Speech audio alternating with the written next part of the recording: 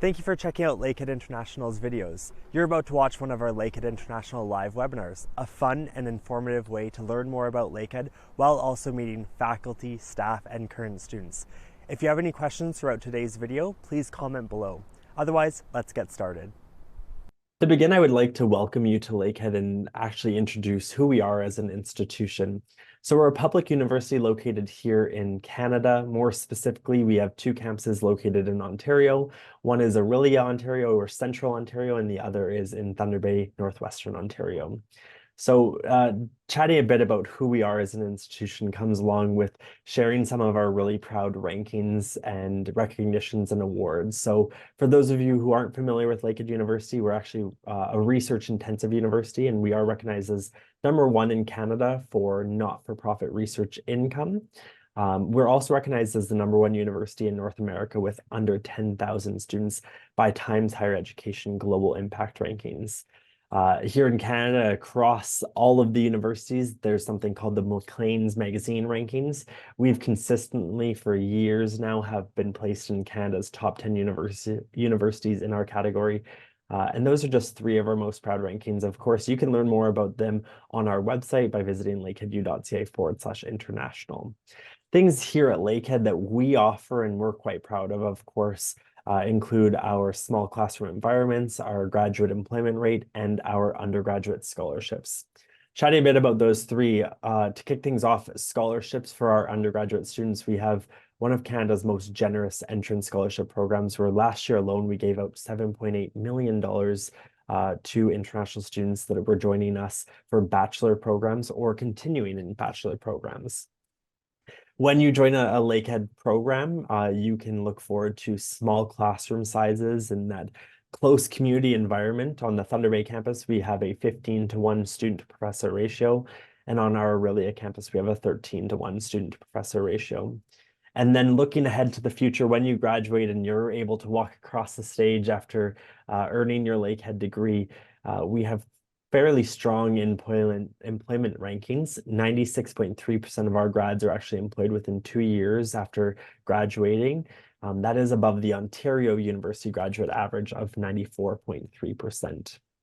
Diving a bit deeper into Lakehead University, to remind our viewers, as I noted, we're located in the province of Ontario and we're a public university, which means we are accredited by the provincial government. So whether you choose to study at Lakehead University, the University of Toronto, Queen's, Waterloo, all of our degrees are accredited and vetted to make sure that they're the highest quality possible in our province.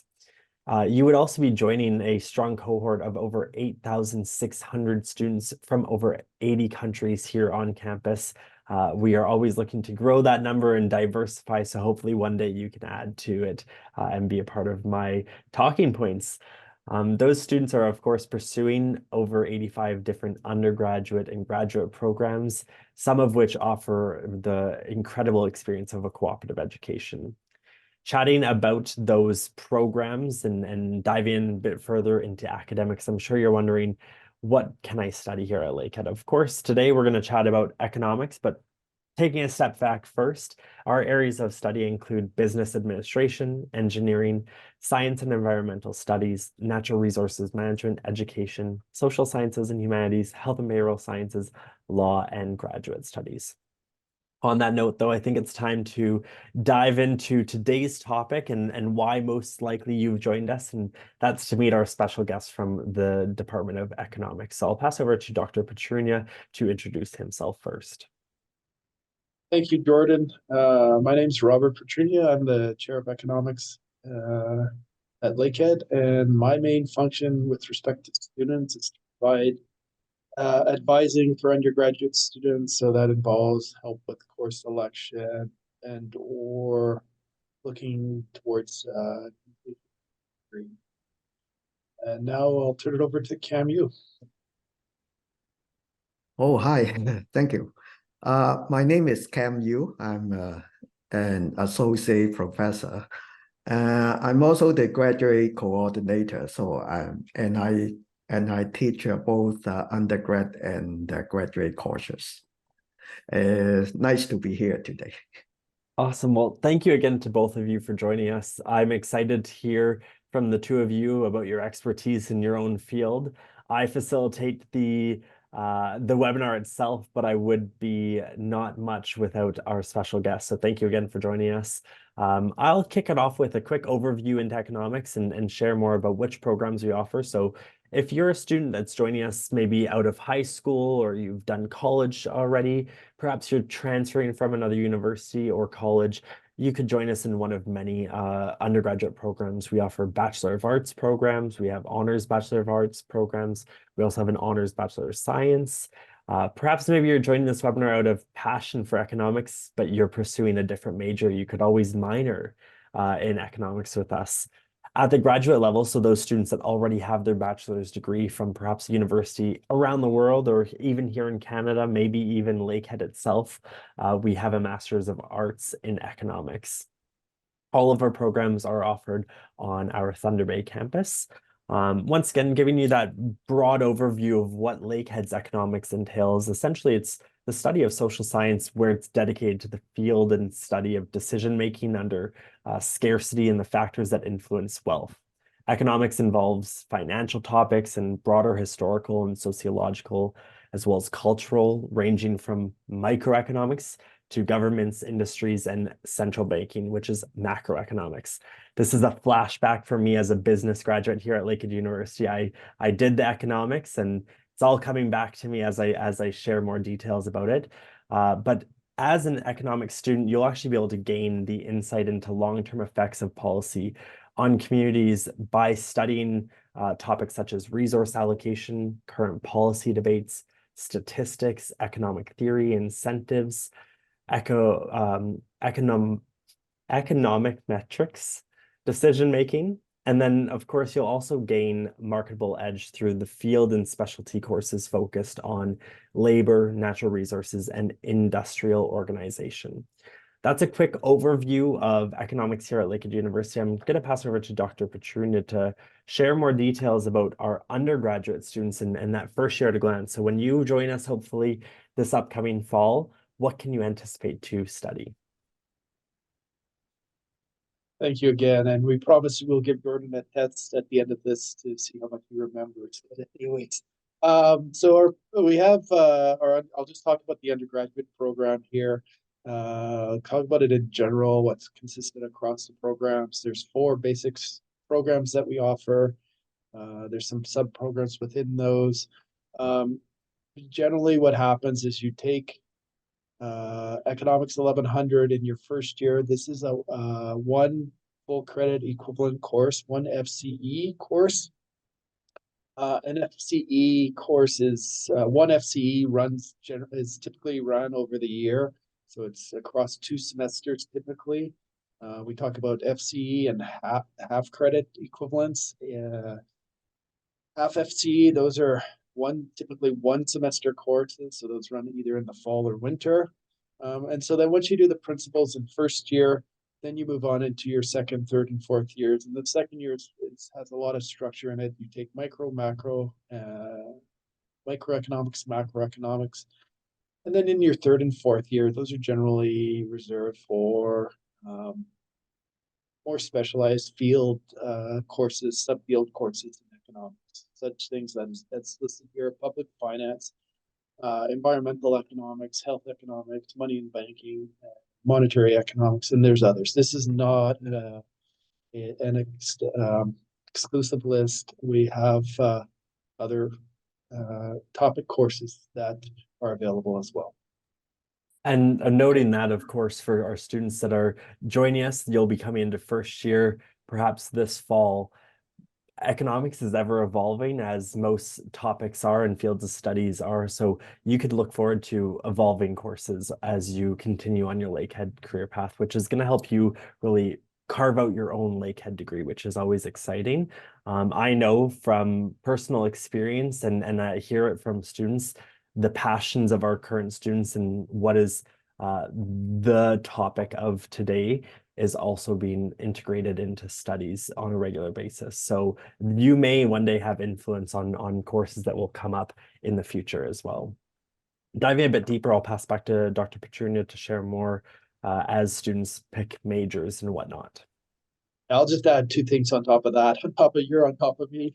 I'll add that my colleague, Dr. Yu, is very good at creating new courses. He's done a number, and you know, topics like read the newspaper, and topics come up, and these are covered in classes, even the ones listed there, like money and banking and monetary economics. The big thing today is inflation. That's discussed in those classes. It's discussed in the macro. So there definitely is a role to what's going on out there in the world. Now our programs. Okay, so I mentioned there's basically 4 programs. There are some sub-programs. So for example, there's the first 2 programs here, the economics and the economics and political science program. They have an honors Bachelor of Arts option or just a regular Bachelor of Arts option. The regular BA is either a 3-year or a 4-year BA. So those are options as well. The stream, the distinguishing feature is from the economics HBA versus the regular BA is that there's extra courses. And so in first year, I mentioned the FCE and half FCE courses. This is the structure in first year across the programs. They're very similar. You have fewer options in the economics and poli-sci program because you will be doing also political science courses. There's business and quantitative analysis in the economics and poli-sci program. That's done in second year in the regular economics program. And then you go into second year, this is when you do your micro and macro intermediate courses. Those are the intermediate micro courses, 2.5 credit courses, and so is the macro. And that's done in both of these programs.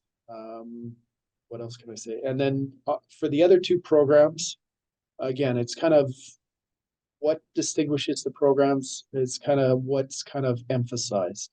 The economics program emphasis is on the economics courses, economics and poli-sci, while the emphasis is on economic courses and political science courses. For the math and economics program on the next page, the emphasis is, of course, going to be on mathematics courses and economics courses. And so in this, the requirements here are some calculus courses in first year, your economics 1100s there. None of these, it's not listed, but you have to take it across the 4 programs here, the 4 streams, if you'd like. And then you have some options there, some social science type B courses, have some English, history, or philosophy courses there. And then a type C, which is a natural science or mathematics course. The resource and environmental economics course program, as opposed to the other 3, this one is an HBSC. The other 3 are either BAs or HBA programs. So this is the Honors Bachelor of Science program. It combines economics. It combines economics with a little more mathematics here and environmental studies courses. It's meant to be a little bit more technical with the mathematics requirement. And then also give a broader application with the environmental and resource courses to study from. And so again, it kind of restricts your choices here by doing this combined economic and environmental focus because you have to take courses in both of those subjects. And that's, I don't think I have too much else to say about these 4 programs. Awesome. I'll speak broadly to the fact that as viewers may have seen, you are required to take, in some cases, 1 FCE and type B courses. If we look to our mathematics and economics here, or for example, in the economics stream, you had 1 and 1/2 FCE in open electives. This is your opportunity to then define and carve out that Lakehead degree that's unique to you. So your friends that start with you and as you make friends in your first year may not have the exact same path in the next 4 years ahead of them or perhaps 3 years. But that doesn't mean that when you graduate, you'll still have similar degrees, you're just going to be able to pursue your passions. So I like to share an example of when I did business. One of my opportunities where I took an open elective was doing a course in visual arts. So not often do you see the business students in the visual arts studios, but I wanted to pursue Photoshop as a course. As an economics student, you could certainly do something along those lines. There's a wide variety, and that's why I like to also share and reflect back on those areas of study that we looked at earlier and where you may be able to look for electives down the road. So we will shift gears here and we'll pass over to Dr. Yu, who's going to chat more about graduate studies, the MA course that we offer, and that first year at a glance. Yeah, the MA degree in economics is a 2-year program. And in the first year, students normally take the so-called 6 core courses. And they are mathematical, economics, econometrics, and macroeconomics. And in the second term, they take the microeconomics as well. But the student needs 2 other so-called elective or optional courses. We offer those courses in a wide variety of areas, such as what you list on the slide. We have public economics like fiscal federalism, monetary economics, and if you want to challenge yourself a little bit more technical, vector auto regression and natural resource economic as well. This year, I'm teaching one called index number theory. Is basically how we measure economic indexes like the consumer price index and the GDP, the gross domestic product. After they after they finish the core courses in the first year, they will engage with a supervisor to find a topic.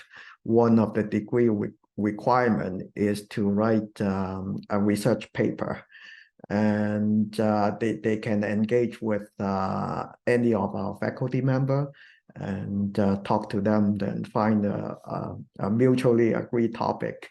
And in my opinion, that's a very valuable experience because it's like the first step into economic research.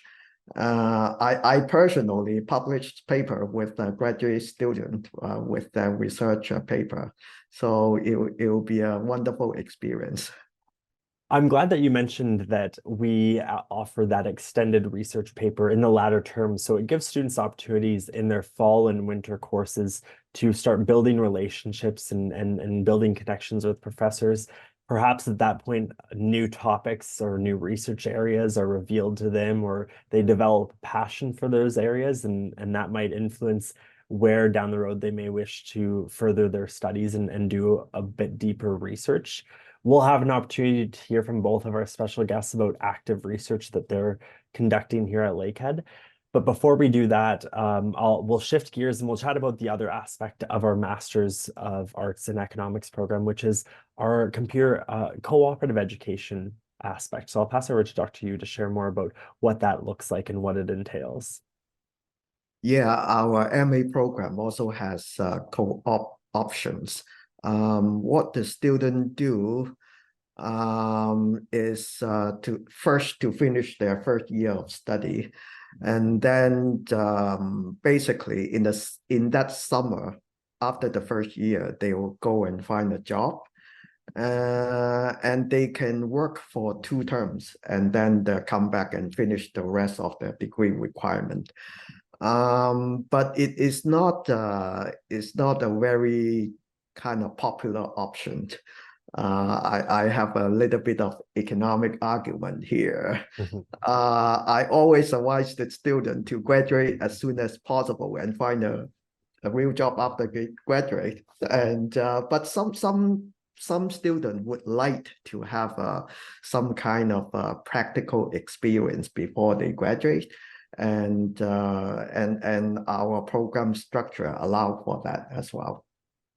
It's great that they have the flexibility, because you certainly will find students that are going to be looking for a fast track path to graduate. They're excited to enter the workforce, whereas other students may, as you like to put it, or as you put it, pardon me, they want to apply their theory and gain practical knowledge while still having the opportunity to have the supports of the institution behind them.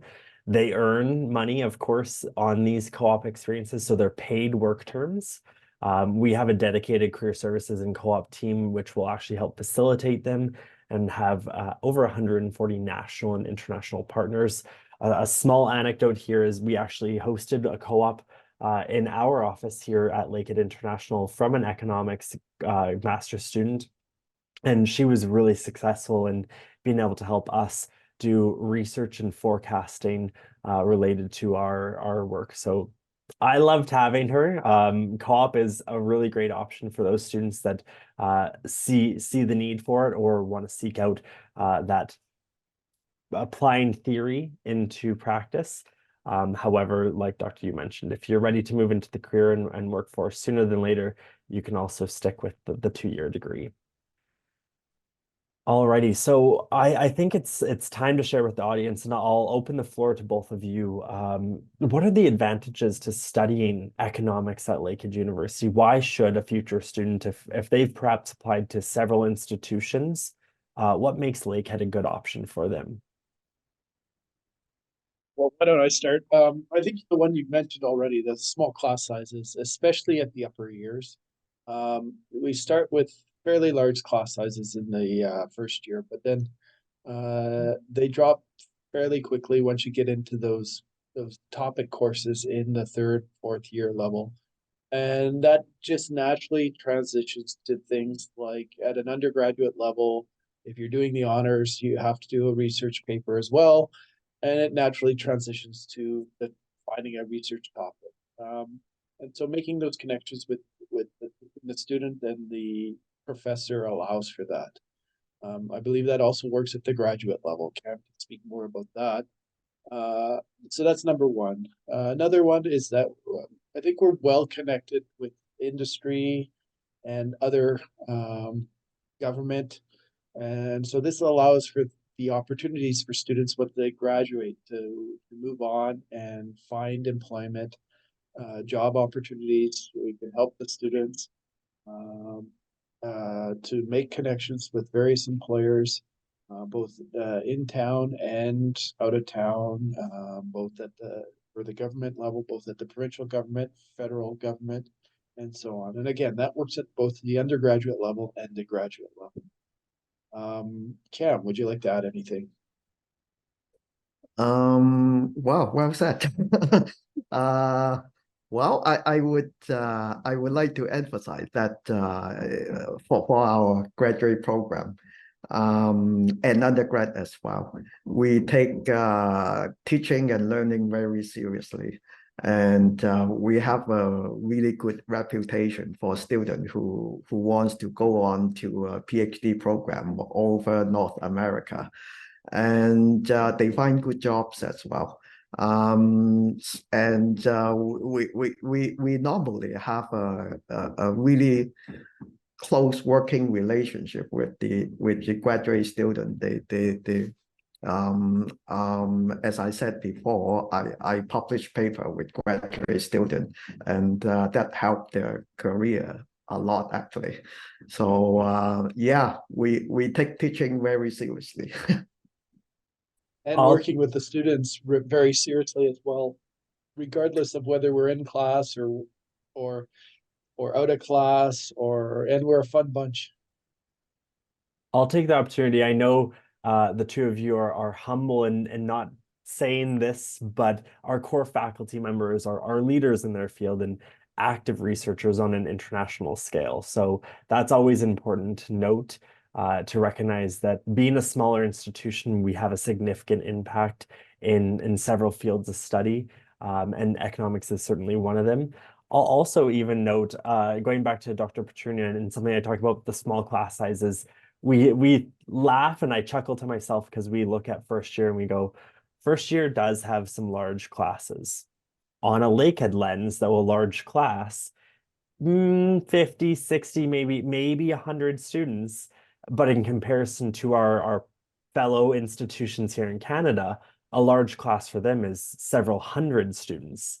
So it's something that I always clarify, but I find is a lighthearted moment to really set the stage of what is a small class to Lakehead. In those upper years, you're looking at the opportunity where you are in classrooms 15, 20 students maybe, and that one-on-one time that you have with your peers and the connections you can build with your classmates, but more importantly, the access to your professors is where, as both of our guests here mentioned today, you'll then be able to perhaps pursue research and get a better understanding and more in-depth education. So that's the advantages at Lakehead. I also would love to hear from both of you about the research you're currently doing here on campus. So we'll switch things up and we'll go to Dr. Yu first.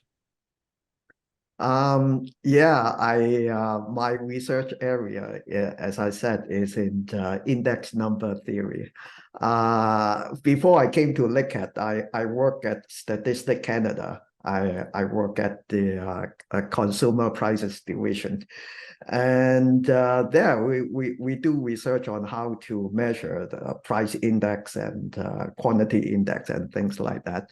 And I'm teaching that course right now this term. It is not a very commonly taught graduate course in North America. I think we are just a few institutions who do that. But for example, right now, the inflation dynamic over the world is kind of a very hot topic. But how do we measure inflation? That's a very interesting question. It certainly is. I know if for our viewers, if you're reading news articles that are based in Canada and North America specifically, the inflation seems to come across every news article almost, but certainly it is a hot topic, and to hear that that's something that we're delivering right now and is relevant to economics today and not necessarily relevant. It's not economics of the past. It's looking ahead to the future and learning about that, making you more career ready and employable to when you graduate. We'll pass over to Dr. Petrunia now to share more about what research he's conducting. Thank you. So traditionally, I use administrative data that looks at firms, businesses, and try to study growth patterns, survival patterns of businesses in the economy, especially new businesses, and look at it from a lens of the impact of financing and financial variables on their prospects, both in terms of growth, the dynamics there on size dynamics, growth dynamics, and survival prospects, survival performance. Recently, I've expanded that, looking at firms and their involvement in trade. I've expanded it by also my research area by looking at something relatively recent, the impact of the COVID and COVID restrictions on economic activities. And by economic activities, there's a couple areas I've looked at: labor market activities, participation in the workforce. So COVID restrictions reduced participation in the labor market by people. The other thing I've looked at is also the impact of COVID and COVID restrictions on business and consumer activity. You have these restrictions in place, and this restricts movement of individuals, and then businesses might not be open because of the restricted movement of individuals. So we've looked at the dining sector of the economy, bars and restaurants, basically food services and drinking establishments, and see what happens to them as the restrictions change over the COVID pandemic. And then the last area, recently I've started some work in banking competition, looking at trying to get determinants of entry and exit, or really entry of banks into local areas, local communities, local towns. I'll follow up on something Cam said. So the recent research has all these topics, the stuff on the COVID, both the labor market studies and the consumer business activity, and the stuff looking at banking competition. This is relatively new for me. All this stuff has involved students. So I do have a co-authored paper with one student, the policy piece, that's COVID in the labor market. I have another former student that's working, we're working on a paper with the COVID pandemic and the business consumer activity. And this recent stuff looking at banking competition. There's a student I'm currently working at here who's currently a student, and she's looking at it and she's doing it as part of her honors thesis. But she's a math student, so we do get other students from other disciplines. We bring them in. I try to bring them in. So this has been a good opportunity for her as her math thesis to do a topic that's related to economics. So anyways, yeah, so I haven't traditionally worked with students. Given my research area, it's been hard. Relatively recent in the last 5 years or so, I found it easier given the adding my research area of expertise and just going back kind of research activity combined with like the advantages of Lakehead. Both Cam and I and Lakehead economics at Lakehead, both Cam and I have worked with students, published papers with students, and that's very important. Awesome. Well, thank you to both of you for sharing more about the important research you're conducting. And I'm excited to hear, obviously, that students are involved and participating actively in that. Of course, also while being provided the opportunities, as we discussed already, to conduct their own research. We're going to shift gears here and chat about other opportunities where students can get involved. And this actually reflects on the Bank of Canada's Governor's Challenge, which is where teams of students across the nation come together and they actually do a presentation to judges from the Bank of Canada, typically their interest rate policy recommendations. So in this photo, this is a team from Lakehead where 28 universities from across Canada took part in the competition, which designed to promote the understanding of the role that monetary policies play in Canada's economy. This competition is a great example of the way that the Department of Economics, of course, is engaging in experiential learning, where you can apply that theory and that knowledge you're gaining in each of your courses, and actually then can go into the real world and do something with it. In this photo, this group of students is so smiley because they were happy to announce that they moved to the final round in Ottawa that year. So that was very exciting. Again, being a smaller institution, consistently, whether it's Department of Economics or across our institution, we typically show up to these competitions and move forward, if not place in some of the top ranks. So we're always pleased and we celebrate these opportunities and these successes widely. As we come full circle to our presentation about what is economics at Lakehead, why you might wish to consider it as a top contender, you also will be looking to what are the career prospects? What is the Lakehead degree going to provide me? So graduating from economics, by no means is this exhaustive. Where our grads have gone before, or where you could go in years' time.